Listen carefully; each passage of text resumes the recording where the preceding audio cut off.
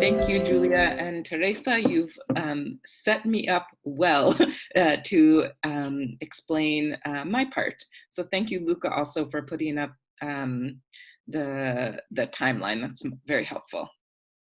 So as Julia mentioned, my job today is to tell you a bit about what it is we actually do in the working groups.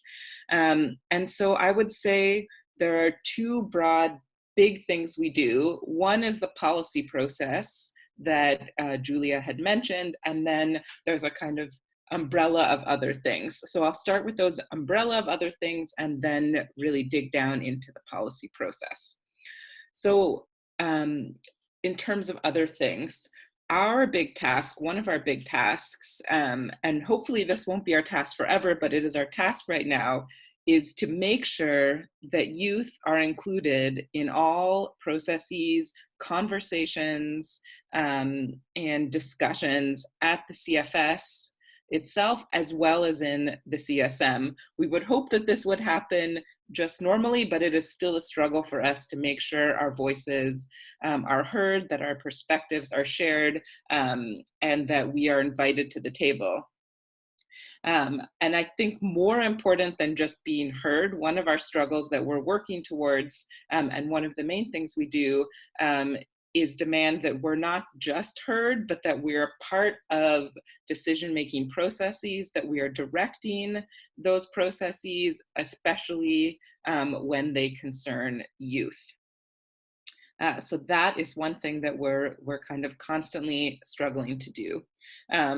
Another part of this big umbrella is to challenge narratives about youth at the CFS, and to ensure that our perspectives about youth are on the table just as much, if not more, than private sector narratives. And we'll have a couple speakers talk about that challenge later, but that's a kind of active thing that we're constantly doing. And in order to ensure our voice and narratives are part of the conversation, we organize events at the CFS that are outside of the policy process. And you'll hear some from my colleagues and friends about things we've organized in the past, but they can be public events where we invite the private sector and governments. They can be online events,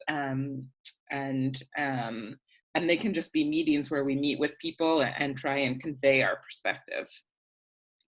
And then the last kind of umbrella thing that we do is we meet regularly as a working group through the magic of Zoom to share and build community, to have solidarity with each other, and to engage in collective learning about our various struggles and how we might support each other. So now to the meat of what I'm supposed to discuss, which is the policy process.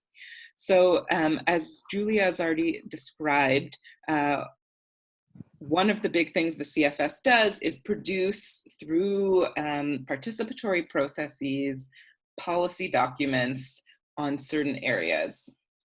And every 4 years, governments, civil society, and all the other stakeholders at the CFS get to participate in deciding what those policy processes will be. This is an agenda setting. If you hear the term MyPow in conversations, one of the many acronyms you might be forced to learn in this space, that's the kind of broad policy making. And so we fought as youth. Thank you, Teresa, for putting the acronym in the chat. I'm going to try and not use any acronyms, but MyPow is the agenda setting document. And we fought, as you'll hear from my colleagues later as well, to have a youth policy process at the CFS. We did not get to decide the name of the process, but the name has been decided as Promoting Youth Engagement and Employment in Agriculture and Food Systems.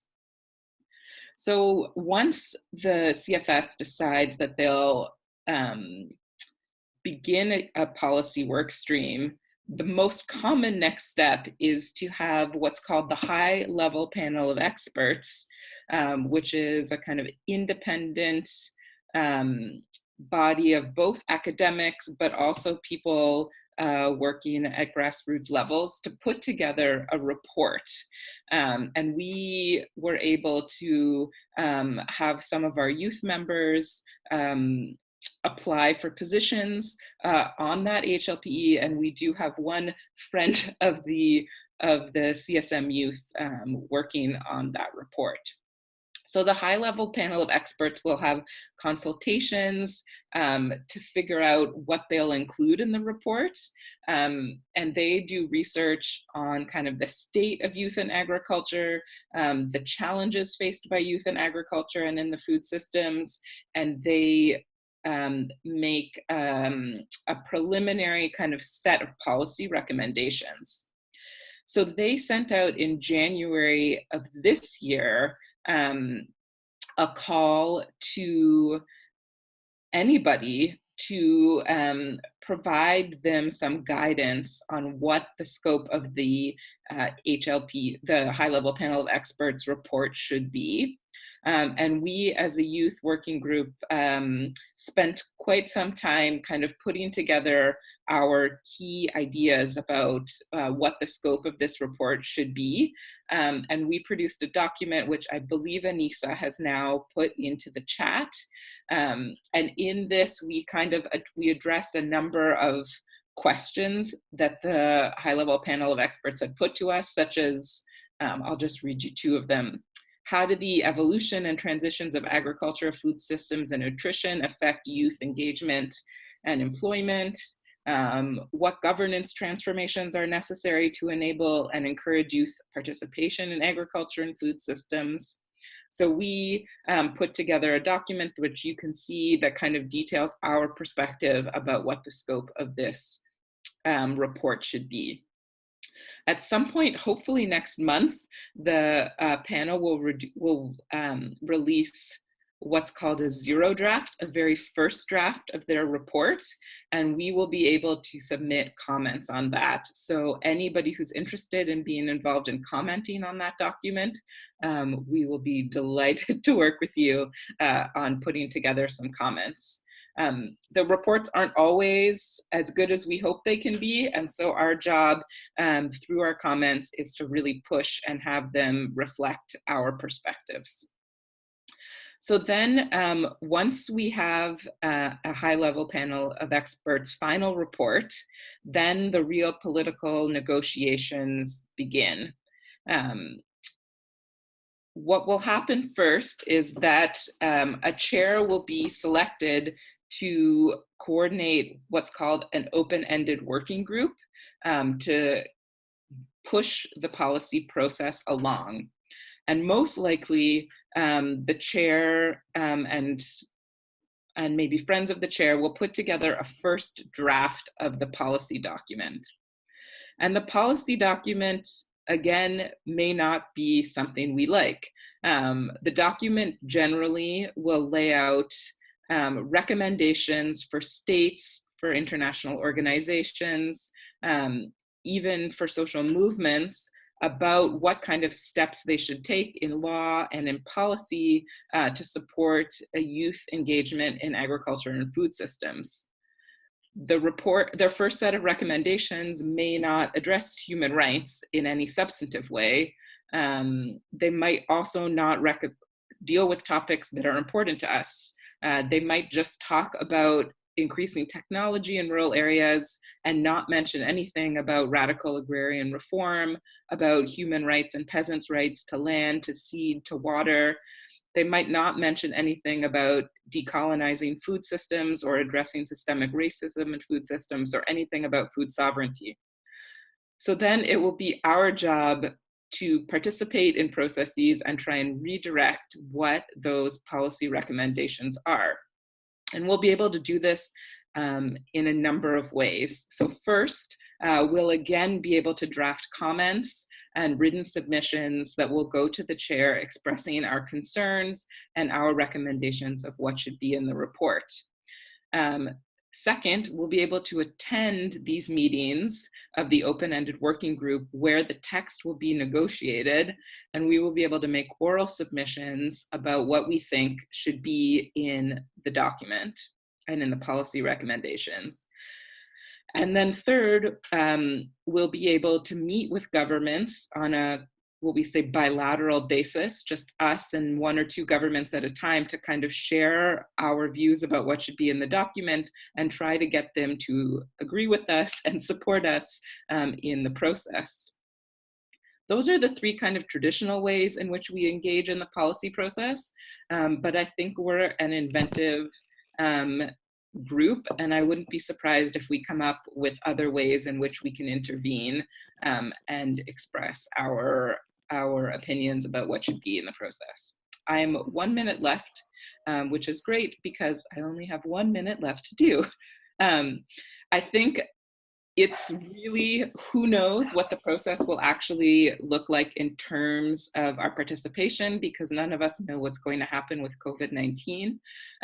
It might be that most of this process happens online, or it might be that these meetings happen in person. Either way, we will work to ensure anybody who wants to be involved is involved. And in some ways, being online, despite all the challenges Nasmeen has already articulated, provides opportunity for more of us to be engaged. But again, let's see what happens with COVID-19. And then finally, we expect the policy document to be adopted in October 2022. While we'll get a chance to participate in all the negotiations, we will not be voting on the adoption of the policy process. That will be up to governments.